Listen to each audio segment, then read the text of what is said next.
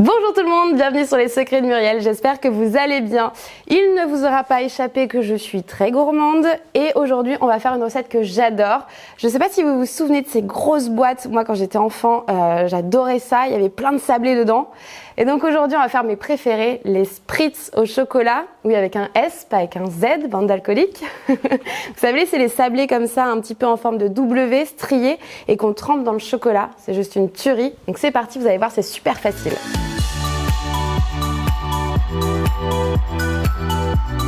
Alors, pour ça, vous aurez besoin de farine type 55, de sucre glace, de vanille liquide, de beurre doux, de blanc d'œuf, de sel, d'huile de pépins de raisin et de chocolat au lait. Alors, très simple, là j'ai du beurre que j'ai sorti, j'ai coupé en morceaux, je l'ai sorti au moins une demi-heure à l'avance pour qu'il soit mou, mais on veut du beurre pommade. Donc, je le mets dans mon saladier. Et je vais le passer un petit peu au micro-ondes. Alors attention, je veux surtout pas du beurre fondu parce que si vous faites fondre le beurre, votre texture va s'étaler à la cuisson. Donc faites super attention. Là, je mets en décongélation pendant 20 secondes maximum. Et voilà magie. Donc là, j'ai pas laissé plus de 20 secondes. Vous voyez, c'est pas fondu. J'ai pas de beurre fondu là. Par contre, j'ai un beurre très pommade. Donc c'est vraiment comme la pommade qu'on se met sur la peau, hein, sur le visage, voilà. Vous voyez, c'est une très belle texture. Donc là, à la maryse, je mélange pour être sûr qu'il n'y a plus des morceaux de beurre qui sont trop froids. Et je vais ajouter mon sucre glace. Donc je mets un sucre assez fin, le sucre glace. Ça, c'est pour la texture et pour la cuisson également. Vous allez avoir une pâte bien lisse. Voilà, alors là, c'est bien mélangé. Ensuite, j'ajoute mon blanc d'œuf. Donc ça va apporter du croustillant de mettre que du blanc dans la recette et pas de jaune. Donc là, je mélange. Alors vous allez voir, hein, ça va trancher un petit peu, c'est normal. Un corps à queue et un corps gras ensemble, vous savez, ça a du mal à se mélanger au début.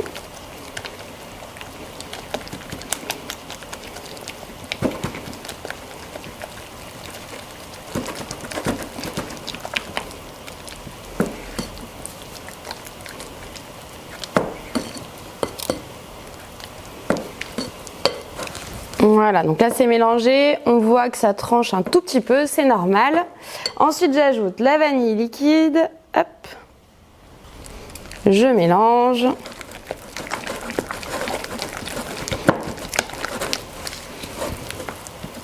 Voilà, et maintenant je vais venir ajouter ma farine, hop,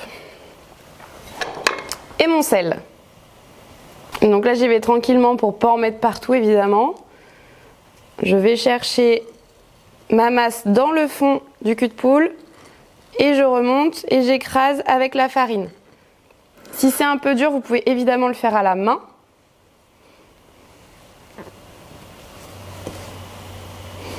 Et là, on y va tranquillement jusqu'à ce que ce soit bien homogène.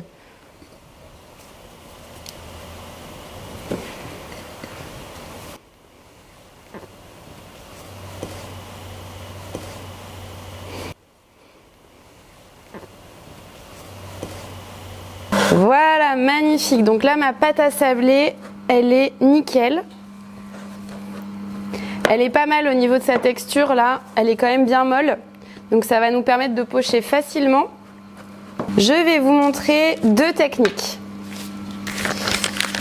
La première technique, c'est un peu la technique grosse production. Pour aller plus vite.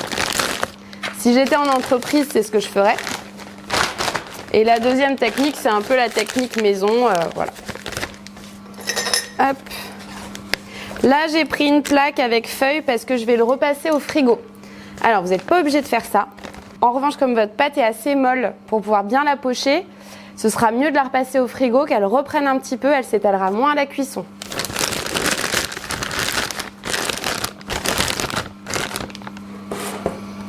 Après, si vous avez une pâte un peu plus dure, il y a un outil chez Debuyer qui est miraculeux, qui s'appelle le tube.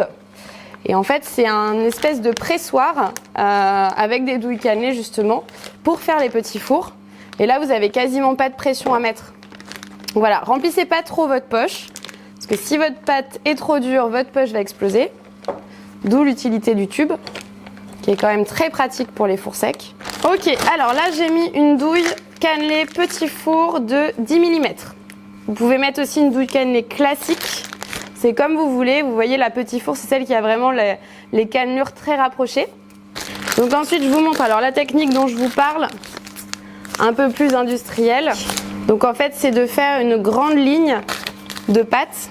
Vous voyez, là, je l'ai un peu trop remplie. Je sens que je vais avoir du mal à presser. Donc là, je viens au centre, au milieu, et je fais comme ça. Donc là, c'est parti. Je fais des vagues, des espèces de W.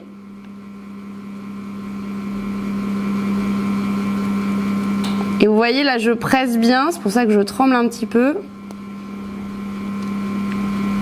Hop. Je peux m'arrêter pour reprendre de la pression dans ma poche.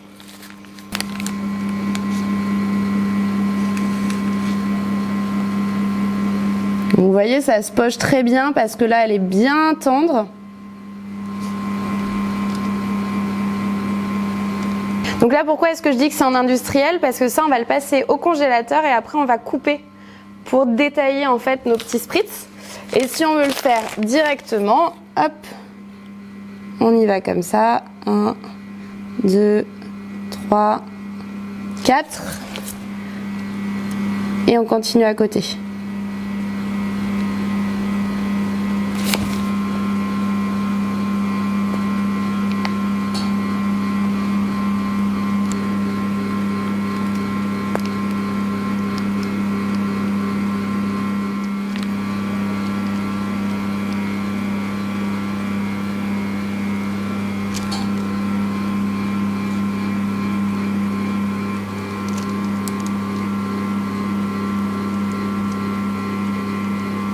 Hop, voilà. Alors là, il m'en reste un petit peu. Là, cette plaque-là, je la mets directement au congélateur. 10-15 minutes en général, ça suffit, sauf si vous avez un freezer. Bon, là, c'est un petit peu plus long. Mais un freezer, moi, je me crois dans Outlander, un freezer. Mais du coup, je vais pocher sur mon autre plaque directement. Donc là, c'est une plaque anti-adhésive. Donc, pas de problème. Je suis pas obligée de mettre un papier. Je peux y aller directement.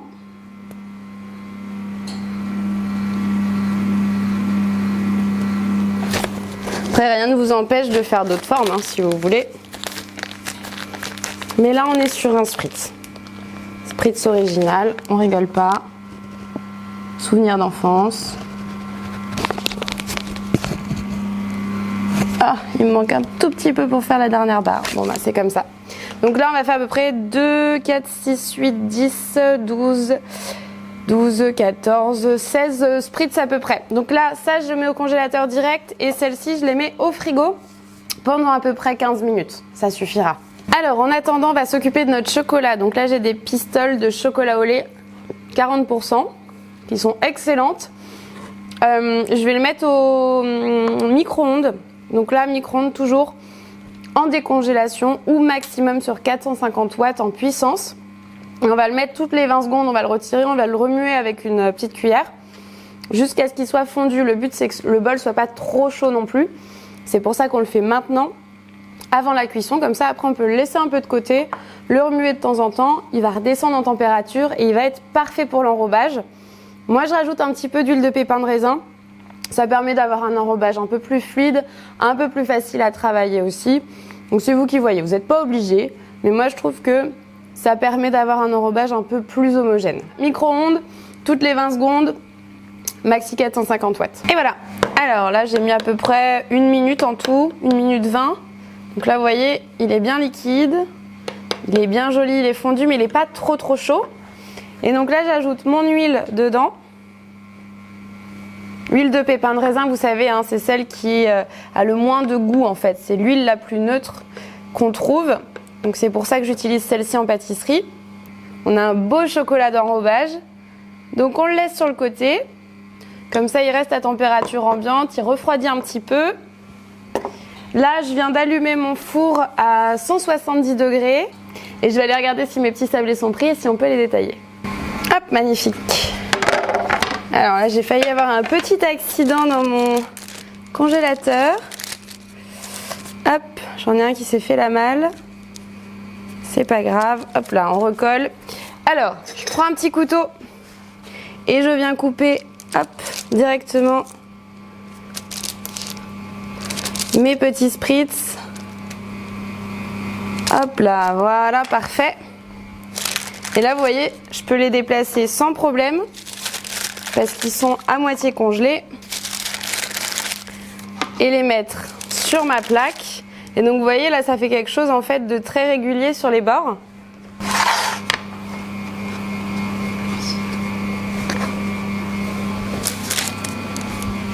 Hop. Ça, ceux-là je peux pas les bouger, c'est vrai. Mais c'est pas grave, ceux-là je les laisse hop, de côté. Je peux même les mettre au congélateur et les cuire plus tard si j'ai envie. Hein. Je peux aussi goûter la pâte crue évidemment parce que c'est toujours très bon. Là je vais directement en cuisson, 170 degrés, environ 20 minutes, mais ça va encore dépendre de votre four et en chaleur tournante. Et voilà, magnifique, ils sont cuits, ils sont beaux. Alors vous voyez, ils sont légèrement dorés, c'est exactement ce qu'on veut. Légèrement pour avoir le côté un peu de farine torréfiée, mais pas trop non plus, pour qu'ils soient quand même assez doux. Alors là, je vais les laisser refroidir. Pour ça, je vais les mettre sur une autre plaque, puisque ma plaque est très très chaude, vous vous en doutez. Donc là, j'ai une plaque à trous. Vous pouvez utiliser une grille. Si vous n'en avez pas, une autre plaque, ça fait l'affaire aussi. Donc là, je les déplace doucement hop, sur ma plaque, parce que comme ils sont encore chauds, le beurre est encore un peu mou. Donc forcément, ils sont encore un petit peu malléables.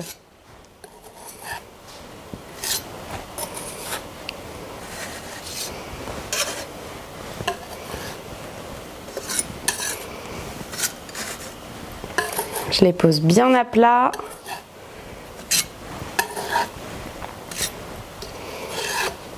Faites attention, hein, si vous les cuisez pas assez et qu'ils sont trop blancs, ils seront pas sablés justement, ils seront pas croustillants. Ils seront encore un petit peu mous et c'est pas ce qu'on veut. Donc ça, je mets au frigo, voire au congélateur comme vous voulez, pendant 5 à 10 minutes, juste le temps en fait que ça refroidisse pour qu'on puisse les enrober. Hop, parfait, je mets ma plaque sur le côté, attention elle est chaude. Là j'ai mon chocolat qui est resté sur le côté, vous voyez, il est toujours fluide. On remue un petit peu de temps en temps. Là il doit être aux alentours de 35 degrés à peu près, c'est parfait. Hop, on n'hésite pas à faire juste un petit mélange de temps en temps. Et là j'ai préparé une plaque avec une feuille de papier sulfurisé bien à plat. Ça va être pour poser mes spritz une fois que je les aurai enrobés de chocolat. Voilà, alors là ils sont bien froids. Ils sont magnifiques, j'ai hâte de les déguster. Donc là je remélange un petit peu mon chocolat.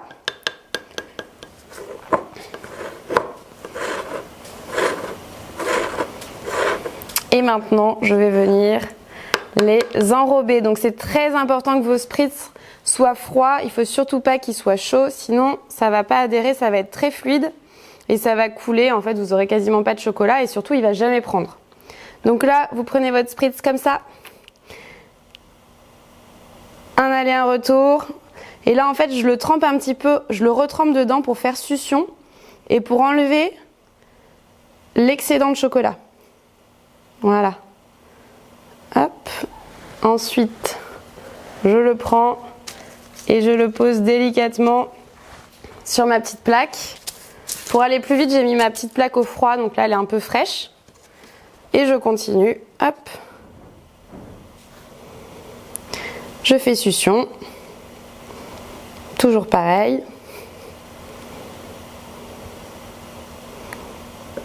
Hop.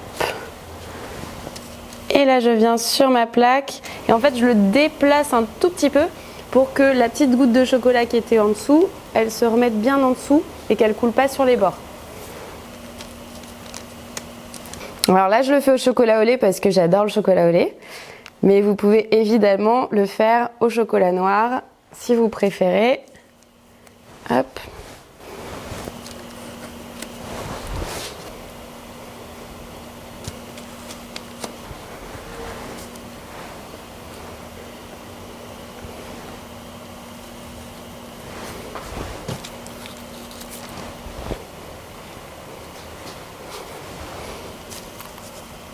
Et voilà, hop.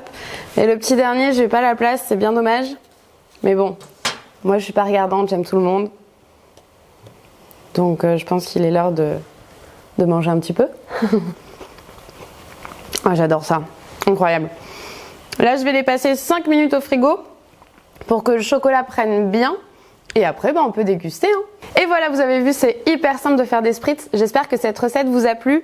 Juste petite technique, quand il vous reste du chocolat comme ça, vous le coulez sur une feuille, vous le laissez prendre, vous le coupez en morceaux et vous le mettez dans une boîte hermétique pour l'utiliser plus tard parce que sinon là il va figer comme ça et pour le refaire fondre vous allez galérer. Et avant de vous jeter sur cette recette, on n'oublie pas, on s'abonne, c'est gratuit, ça me fait plaisir, ça me fait du bien, c'est que du bonheur et on met quelques pouces bleus, voilà, enfin vous pouvez en mettre qu'un chacun mais ça me fait toujours plaisir aussi. Merci pour tout et à bientôt, salut.